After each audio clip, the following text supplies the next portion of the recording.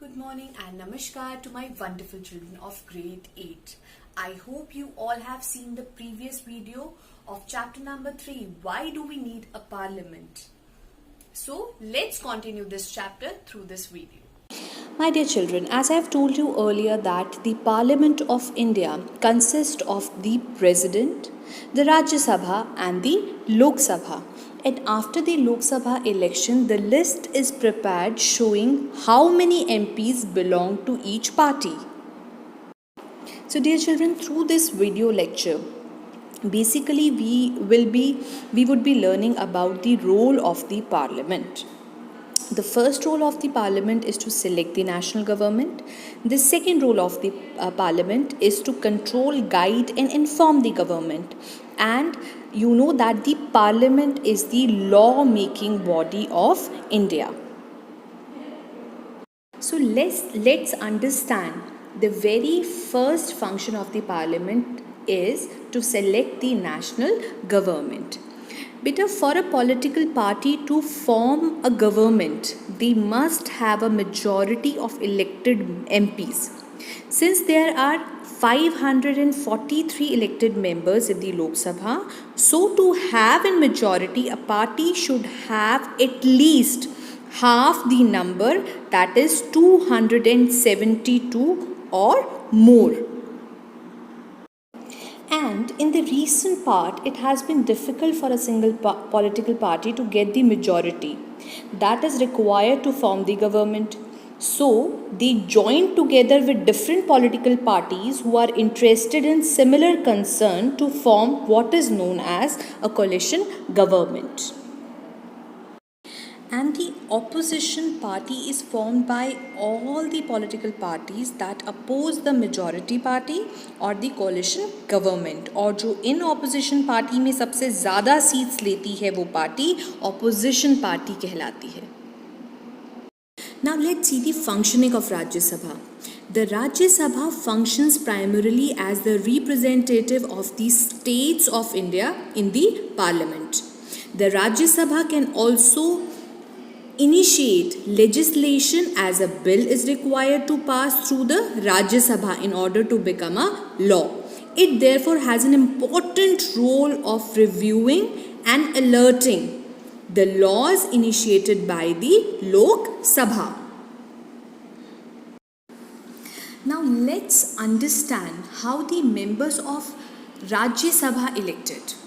The members of Rajya Sabha are elected by the elected members of the legislative assemblies of various states. There are 233 elected members plus 12 members nominated by the President of India.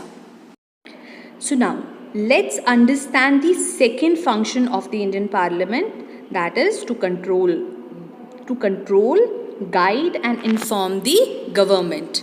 So beta, first of all we need to understand this, that the Parliament while in session begins with the question hour, which means that the question hour is an important mechanism through which MPs can get information about the working of the government.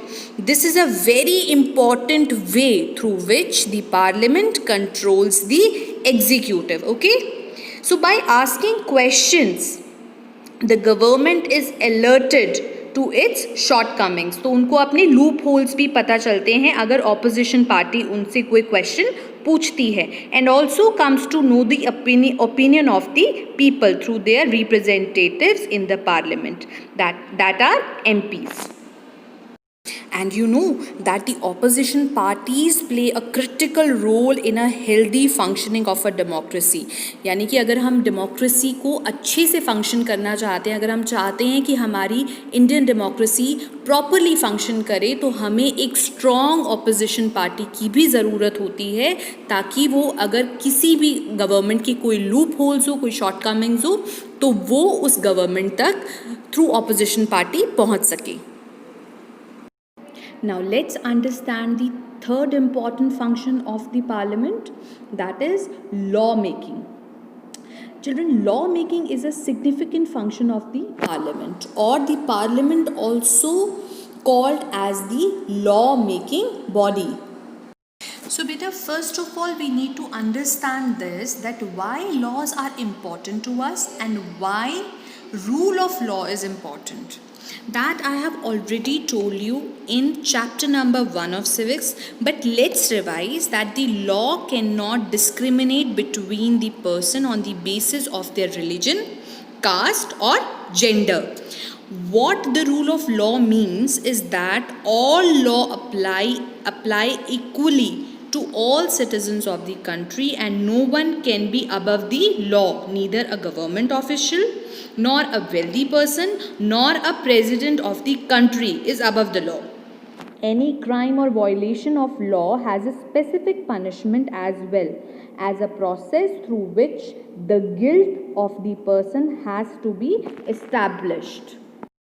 So, with the adoption of the constitution, this document served as the foundation on which our representatives begin making law for the country. And every year our representatives pass several laws as well as revise existing ones. So my dear children, the parliament has an important role in making laws. There are many ways through which this takes place, and it is often different groups in societies that raise the need for the particular law. An important role of the parliament is to be sensitive to all the problems faced by the people and make laws accordingly. Now, let's discuss the last topic of this chapter, that is, who are the people in the parliament. So beta, I want to tell you that parliament now has more and more people from different backgrounds. For example, there are more rural members as also members from many regional parties as well. Groups and peoples that were till now unrepresented are beginning to elected in the parliament.